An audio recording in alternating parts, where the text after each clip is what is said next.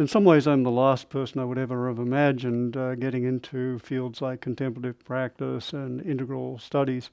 Since my background was in medicine and science, I fell in love with science at an early age, and I thought I would spend the rest of my life somewhere in a laboratory.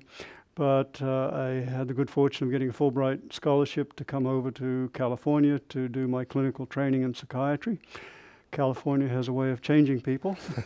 And I found myself working with people with significant psychological difficulties and really feeling out of my depth, and coming to an appreciation that the mind was far more vast and mysterious than I'd appreciated, and feeling that since I was doing therapy on people, I almost had a moral obligation to try it for myself. So I figured I'd try a few sessions and then go about my life. Well, little did I know what I was getting into. It's not quite that simple, right?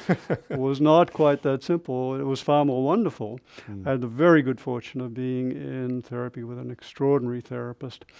And I found that there was an inner universe as vast and mysterious as the outer. So vast, so profound that I felt like I'd spent my entire life living on the top 6 inches of a wave on top of an ocean I didn't even know existed.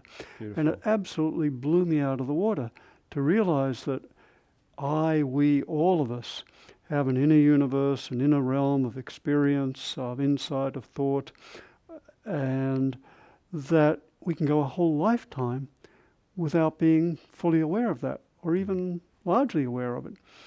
And as I looked around at the culture, it seemed like I wasn't the only one who wasn't aware of this, that our culture was almost asleep, that our culture was really out of touch with the inner depths. And I couldn't quite figure out what was going on, but it was clear to me that I'd touched something very profound and very transformative and extremely valuable. To be able to turn attention inward and discover that there are reservoirs of information and guidance, for example, and insight to help one find one's way in life and the world. That just felt like a priceless treasure. Yes. And so I began exploring various growth practices, and in California, there's no shortage of them. Like a buffet of practices. Right. And so I spent a lot of time actually exploring different practices, and some of them were fairly superficial, but others turned out to be quite profound. And over a period of a year or so, I found myself gravitating toward practices such as meditation and contemplative spiritual practices, which I just couldn't understand what the hell I was doing, because at that stage I thought religion was the opiate of the masses, and what was I, a sane, sensible scientist, doing, mixing with people like this and learning from them.